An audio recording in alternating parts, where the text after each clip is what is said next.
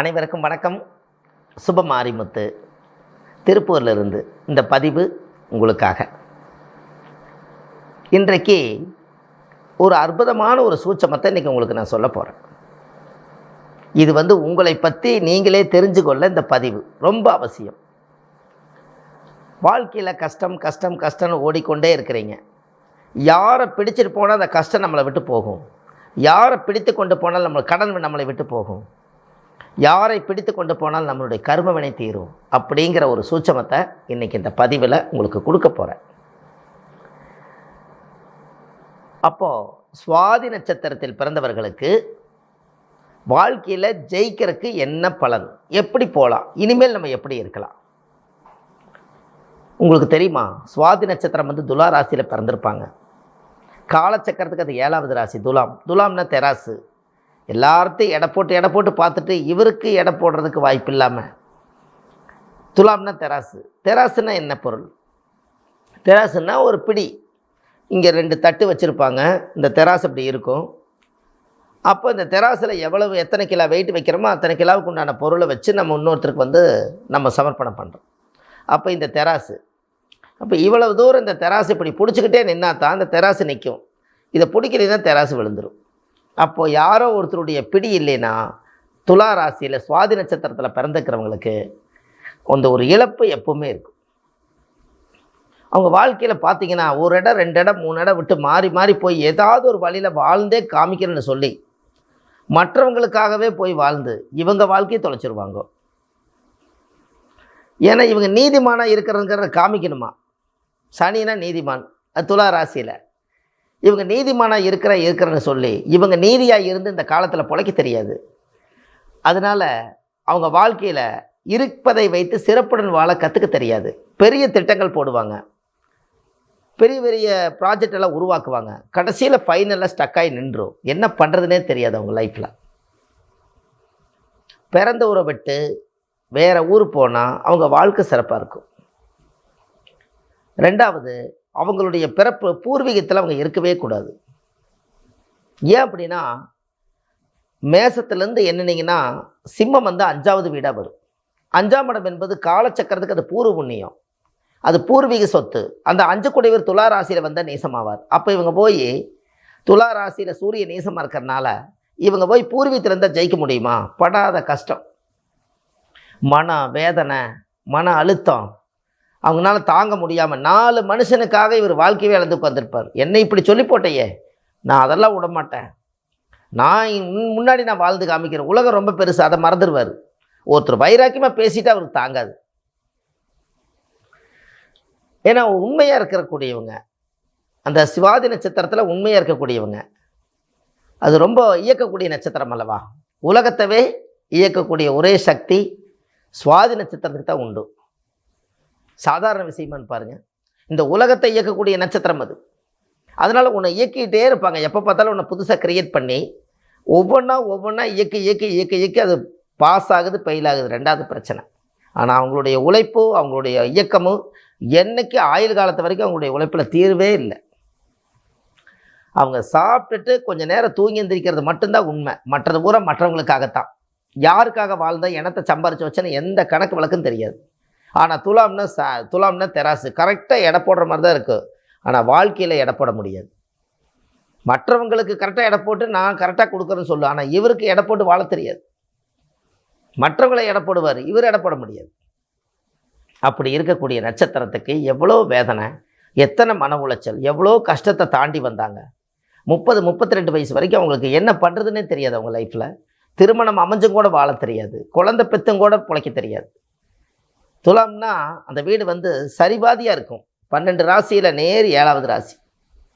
அப்போது திருமணத்துக்கு அப்புறம் ஒரு மாற்றங்கள் வரும். அதுக்கப்புறம் இவருக்கு ஒரு சுய புத்தி வேலை செய்யும். அதுக்கப்புறம் இவங்களுடைய வாழ்வாதாரத்தை பார்த்திங்கன்னா கொஞ்சம் பின்தங்கிடும். ஒரு ஏறு காலமும் இறங்கு காலமும் இருந்து கொண்டே இருக்குங்க. ஏன்னா தெராசு கல் வைக்கலைன்னா இறங்கும், கல் வச்ச சமமாகும், பொருள் வச்சா அது ஏறு காலம் இறங்கு கால ராசி அது. அப்போது இந்த இடத்துல நல்லா பாருங்கள். அப்போ இந்த சுவாதி நட்சத்திரக்காரர்களுக்கு எந்த நட்சத்திரத்தை பிடித்து கொண்டு ரன் பண்ணினால் வாழ்க்கையில் ட்ராவல் பண்ண நல்லா இருக்குங்கிறதுக்காக இந்த பதிவில் உங்களுக்கு ஒரு நட்சத்திரத்தை சொல்ல போகிறேன். வாழ்க்கையில் தேட கிடைக்காத நட்சத்திரம் 27 நட்சத்திரத்தில் சுவாதி நட்சத்திரக்கார் எந்த நட்சத்திரக்காரர் கூட நட்பு வைக்கணும், எந்த நட்சத்திரக்காரர்களை கூட்டிகிட்டு போனால் அந்த காரியம் நடக்கும், ஒரு பெரிய ஒரு பிரச்சனை, தவிர்க்க முடியாத பிரச்சனை, தீராத பிரச்சனை, அந்த தீராத பிரச்சனையை நம்ம எப்படி தீர்க்கிறது அப்படின்னு பார்த்தா இந்த சுவாதி நட்சத்திரக்காரர்களுக்கு தெய்வ அனுகூல நட்சத்திரம், உங்களை வாழ வைக்கக்கூடிய நட்சத்திரம், உங்களுக்கு வழிகாட்டக்கூடிய நட்சத்திரம், உங்கள் வாழ்க்கையில் முன்னேற்றக்கூடிய நட்சத்திரம், துரோகம் செய்யாத நட்சத்திரம் பூராட நட்சத்திரம் மட்டும்தான். இந்த பூராட நட்சத்திரக்காரை மட்டும் நீங்கள் பகைச்சிக்காம ஒரு தொழிலையாக இருக்கட்டும், ஒரு நட்புலையாக இருக்கட்டும், உங்கள் வாழ்க்கையில் ஒரு தேட கிடைக்காத செல்வம், வாடாத மலர், அப்படி ஒரு பாச மலராக நீங்கள் பக்கத்தில் வச்சுக்கிட்டா அவங்களுக்கு தொழில் ரீதியாக இருக்கட்டும் எல்லாத்துக்கும் பாருங்கள் உங்கள் வாழ்க்கையில் அசுர வளர்ச்சி இருக்குது. தெய்வ அனுகூல நட்சத்திரம், தெய்வத்தவே கையில் எடுத்துக்கிட்டீங்க, இதை விட உங்களுக்கு என்ன வேணுது வாழ்க்கையில் சொல்லுங்கள் பார்ப்போம். இதெல்லாம் நினச்சி பார்த்தா எத்தனை ரகசியங்களை முன்னோர்கள் மறைச்சி வச்சுருக்காங்கன்னு பாரு.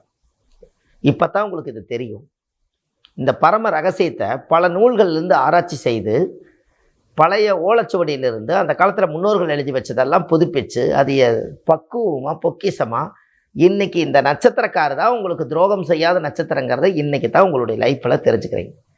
இதே நீங்கள் பின்னோக்கி போய் பாருங்கள், உங்கள் வாழ்க்கையில் பூராட நட்சத்திரக்காரை பிடித்தால் என்னென்ன காரியங்கள் நடந்திருக்குதுன்னு செக் பண்ணுங்கள்.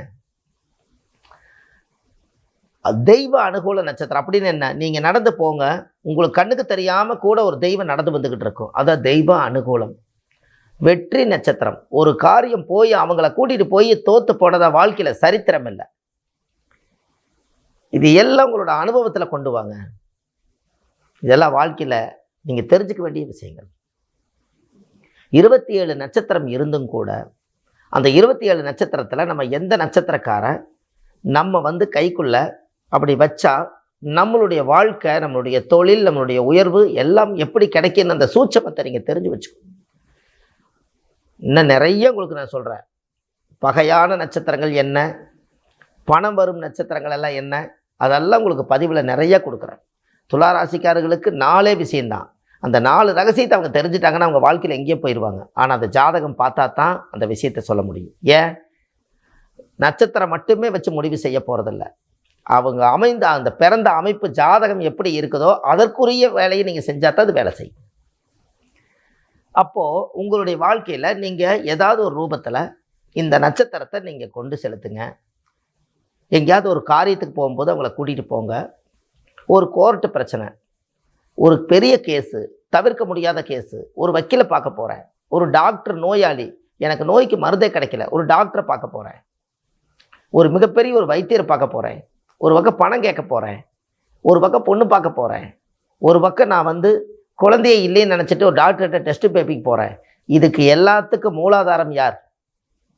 இத்தனை காரியத்தையும் சக்ஸஸ் பண்ணிக்கக்கூடிய ஒரே நட்சத்திரம் உங்களுக்கு பூராட நட்சத்திரமே.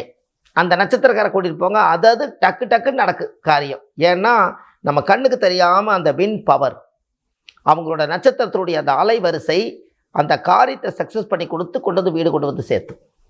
அப்போ கண்டிப்பாக இந்த பதிவை நீங்கள் தெரிஞ்சுக்கணும் அல்லவா? இது உங்களோடவே போக வேண்டாம். உங்களுக்கு சுவாதி நட்சத்திரக்கார ஃப்ரெண்டு நட்பெல்லாம் இருப்பாங்க. ஏன்னா அவங்க மட்டும்தான் இந்த பதிவு கேட்க முடியும், மற்றவங்க யாரும் இதை கேட்க முடியாது. ஏன்னா அவங்களுக்கு மட்டும்தான் இது வேணும். மற்ற நட்சத்திரக்காரர்களுக்கெல்லாம் நான் உங்களுக்கு யூடியூப்பில் நிறைய கொடுத்துருக்கேன். அதெல்லாம் நீங்கள் அவங்கவுங்க நட்சத்திரத்தை போய் அதில் பாருங்கள். சுப மாரிமுத்துன்னு யூடியூப்பில் போடுங்க, உங்களுக்கு அது வந்துடும். இல்லை வள்ளுவர் வாக்கு அப்படின்னு யூடியூப்பில் போடுங்க. அந்த வள்ளுவர் வாக்குன்னு யூடியூப்பில் போட்டு நீங்கள் அந்த ஜாதகத்தை அதை எடுத்து உங்கள் நட்சத்திரத்தை பற்றி நீங்கள் தெரிஞ்சு நீங்கள் எந்த நட்சத்திரக்காரை ட்ராவல் பண்ணால் நல்லா இருக்குன்னு நீங்கள் அதில் போய் தெரிஞ்சுக்கங்க.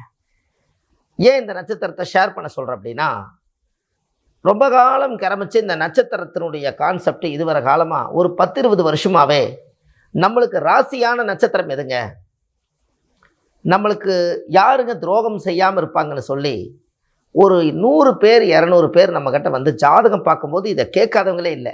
அதனால தான் இந்த கணக்கே நான் செஞ்சேன். அப்போ இந்த நட்சத்திரத்தோட இந்த நட்சத்திரம் கனெக்ட் ஆனால், சுவாதி நட்சத்திரத்தோட புராட நட்சத்திரம் கனெக்ட் ஆனால் அவங்க வாழ்க்கையில் வெற்றி நிச்சயம்ங்கிறத இந்த பதிவில் நான் உங்களுக்கு கருத்தை பதிவு செய்கிறேன். கண்டிப்பாக உங்கள் வாழ்க்கையில் வாழ்வது ஒரு முறை, வாழ்த்தட்டும் தலைமுறை. வாழ்க்கையில் ஒரே தடவை தான் மனித பிறப்பு, அதில் வாழ்கிறது ஒரு முறை தான். ஆனால் நம்ம வாழ்ந்த பெருமை இந்த நம்ம இருந்தும் இல்லாத காலத்திலையும் கூட வாழ்த்தட்டும் தலைமுறை. நம்மளுடைய பின்னாடி வரக்கூடிய சந்ததிகள்லாம் நம்ம வாழ்ந்த பெருமையை அவங்க வாழ்த்துட்டோம். அதனால தான் வாழ்வது ஒரு முறை, வாழ்த்தட்டும் தலைமுறை. இந்த அளவுக்கு உங்களுடைய வாழ்க்கையில் கண்டிப்பாக சுவாதி நட்சத்திரக்காருக்கு பல கஷ்டங்கள் தீர்றதுக்கு இந்த நட்சத்திரக்காரர் ஒரு குழந்தையாக இருந்தாலும் பரவாயில்ல, அந்த குழந்தைக்கு நீங்கள் சாப்பாடு கொடுங்க, அவங்களுக்கு ஒரு மிட்டாய் வாங்கி கொடுங்க, உங்களுக்கு ஒரு ட்ரெஸ் எடுத்து கொடுங்க, உங்களுக்கு ஒரு டீ வாங்கி கொடுங்க, ஒரு பூஸ்ட்டு காப்பி வாங்கி கொடுங்க. எது செஞ்சீங்கனாலும் பிரதிபலன் நமக்கே.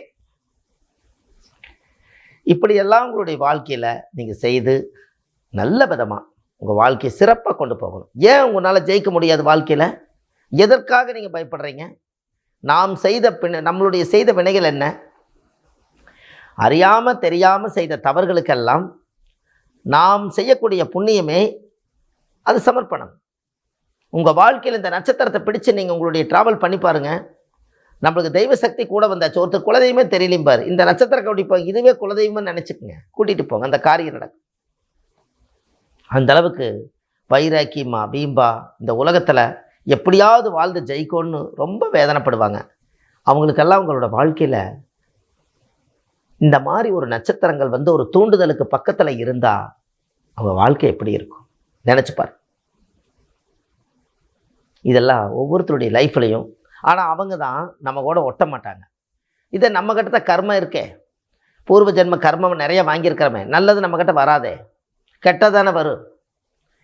அவங்க தான் நம்மளை பகைச்சிக்குவாங்க, அவங்க தான் ஒரு மாதிரியாக முறைப்பாங்க. இவங்களை இதெல்லாம் தாண்டி நமக்கு அனுகூல நட்சத்திரம் சொல்லி அவங்கள நாசூக்காக நம்ம வழிக்கு கொண்டு வரணும். எப்படி?